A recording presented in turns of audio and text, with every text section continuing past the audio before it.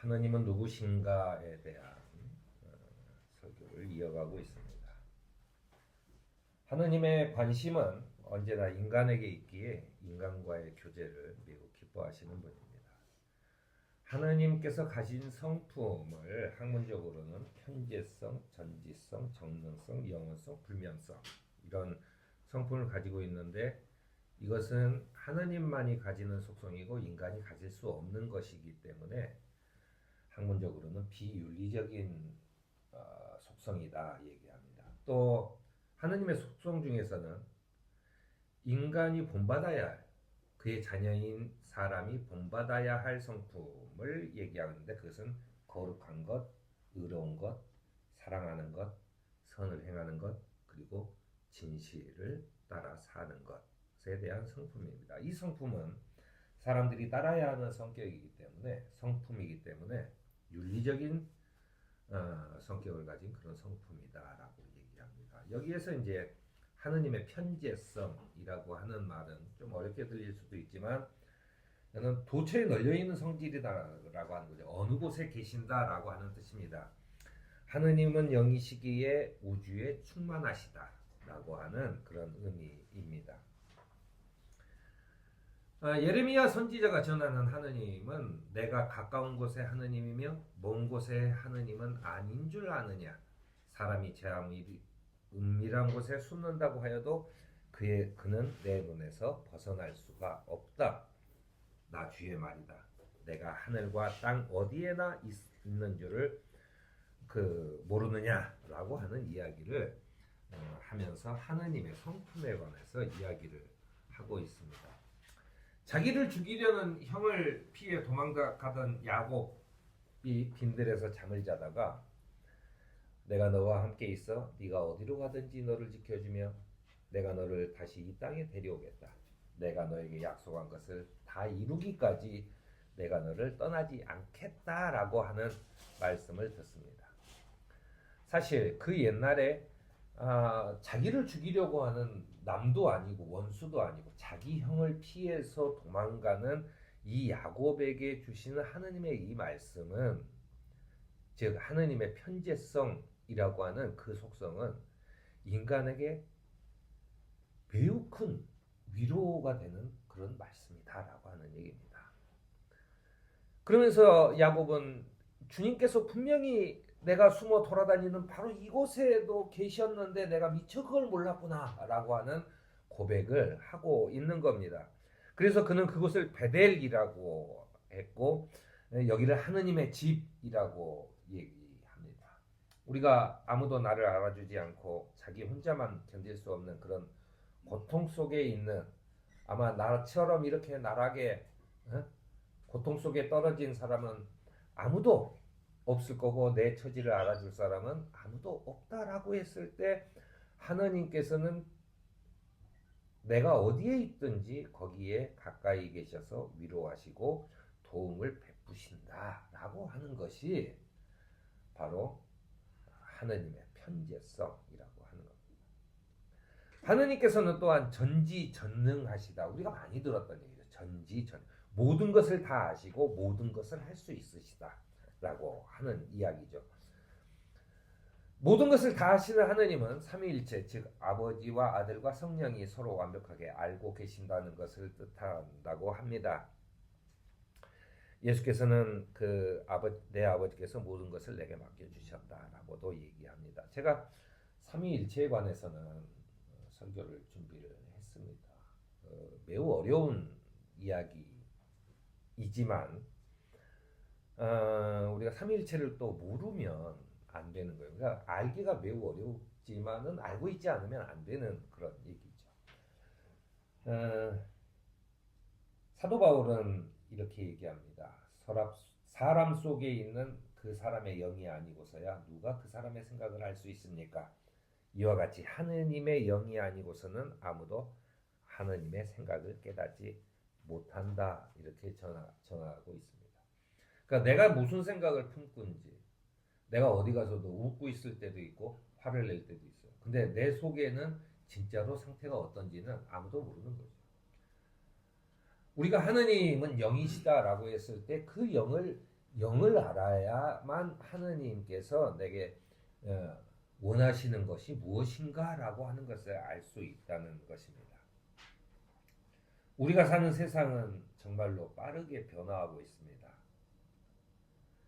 그 변화를 이끄는 세력들의 그 불의한 의도와 자연의 그 변화무쌍한 그런 변화 속에서 내일을 알 수 없는 불안한 나날의 연속입니다. 특히나 매우 이제 선진국 반열에 올랐다라고 하는 우리나라에서 지난 몇 년간 우리는 나락으로 떨어지는 그런 고민을 했습니다. 제가 개인적인 얘기지만 그 대학 시절에 불의한 정권이 있어서 매우 힘들게 살았습니다. 그리고 43년 만에 계엄이 다시 벌어졌을 때 얼마나 두려웠는지 몰라요. 그 두려움이라는 것은 내가 이제 청년이 된 자녀들이 저녁에 집에 안 들어오면 엄청나게 걱정을 해야 되는 사람이 시대가 되었구나라고. 잡혀갔는지 다쳤는지 아무렇지도 않은 일상, 밤에 늦게 들어와도 아무것도 걱정이 되지도 않던 그런 세상에서 이제는 자녀가 나가기만 하면 걱정이 되는 세상이 되었구나라고 하는 그런 그 생각 속에서 정말 힘들었어요.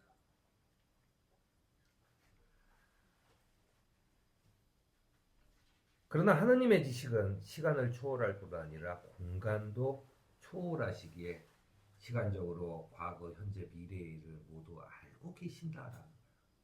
하나님은 알고 계신다. 나는 몰라요. 나는 어떻게 될지 모르니까 걱정이 되죠.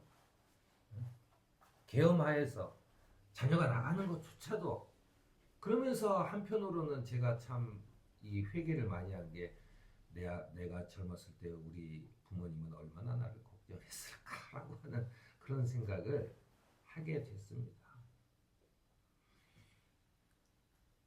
세상의 모든 곳에 충만하신 하나님께서 모르시는 게 없다라고 하는 것이 이런 불안한 세상 속에서 사는 우리에게 큰 위로가 된다는 이야기입니다.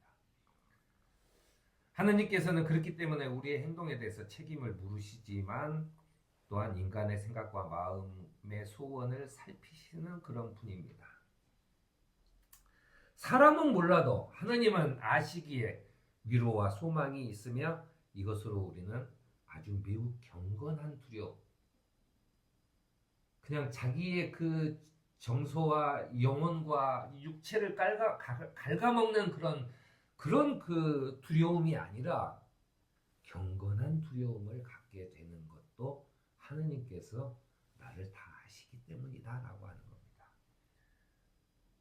심지어는 우리가 구하기도 전에 필요한 것을 미리 알고 계시며 준비하고 계시고 그리고 가장 적당한 때에 채워주시는 분이라는 것은 우리에게 위로와 소망이 되는 그런 일입니다. 하나님께서는 전지전능하신 분이지만 하나님께서 할 수 없는 일이 있습니다. 하나님께서 할 수 없는 일이 뭘까요? 하나님은 자기의 성품에 어긋나는 일은 할 수 없습니다. 하나님이 모든 걸 다 할 수 있으면 모든 걸 진짜로 다 할까? 아니요, 하나님도 못하는 게 있어요. 자기의 성품에 어긋나는 일은 하나님도 못하는 것입니다. 즉 완전하신 하나님이기 때문에 거짓말을 하실 수 없어요. 하나님이 못하는 것. 또 스스로가 죄를 지을 수도 없습니다. 스스로 계신 영원하신 분이기 때문에 자기 자신을 부정하는 일도 할 수 없어요. 그것은 하느님께서는 아무도 멸망에 이르지 않고 다 회개하고 이 좋은 세상, 의로운 세상, 평화로운 세상, 생명이 넘치는 세상을 만들기를 원하시지만은 죄를 고집하면서 하느님의 부르심을 외면하는 죄인들은 결코 하느님조차도 구원에 이르게 할 수 없다라는 거예요. 마치 우리는 하느님의 모든 걸 다 하시기 때문에 그 사람의 생각을 갑자기 마취를 시키듯이 최면을 걸듯이 그 사람도 좋게 돌릴 수 있으리라고 생각하지만 하느님은 그것은 하지 않으신다. 아니 못하신다는 얘기입니다. 우리는 세상에서 악한 자가 의인을 이기는 것처럼 보이고 세상에 더 이상 희망이 없는 것 같이 보여도 하느님께서는 모든 의인을 구원하시는 것 자체 그 일에는 전혀 지체함이 없이 행하고 계신다 라고 하는 것이 우리의 신앙 고백이며 하느님께서 이루시는 일입니다. 제가 다른 곳에서 그 기독교인이 아닌 사람들하고 이야기를 할 때 내 신앙에 대해서 물어볼 때가 있습니다. 저는 왜 신앙이 나는 하느님이 살아계신다고 믿느냐라고 했을 때 저는 그런 얘기를 해요. 세상이 그 권력자에 의해서 왔습니다. 권력자에 의해서 했어요. 그때는 여성, 장애인, 어린이, 노인들을 위한 정책이라는 건 없어요. 왜냐하면 그들은 돈만 쓰는 사람들이고 전쟁에 끌고 나갈 수 없는 사람들이에요. 그렇게 해서 모든 지배자들이 지금까지 최근까지도 모든 지배자들은 권력가들은 이 세상을 주도해 나가는 사람들은 이들에게 너무 관심이 없었지만 그런데도 왠지 모르게 이 약자들의 인권이 점점 좋아지는 세상으로 가고 있는 거 이거 누가 아니지? 나는 그게 하느님께서 하시는 일이라고 생각해요. 인간 그 누구도 그리고 힘이 있으면 있을수록 이 세상에 관심이 없어요. 약자들의 관심이 없습니다. 그게 뭐? 어차피 쓸모도 없는 애들 그런 거잖아요. 어린이, 노인, 여성, 장애인. 하지만 이 세상은 그들이 원하지 않았지만 조금씩 그런 사람들이 평등하게 대접받는 평화로운 세상으로 점점 가고 있다는 겁니다. 나는 그래서 하느님이 있다고 믿는다라고 고백을 한 적이 있습니다. 우리는 어디서나 무엇이든지 하실 수 있는 하느님의 부르심에 경건한 두려움으로 응답하여 소명의 삶을 살아가는 저와 여러분이 되기를 바랍니다.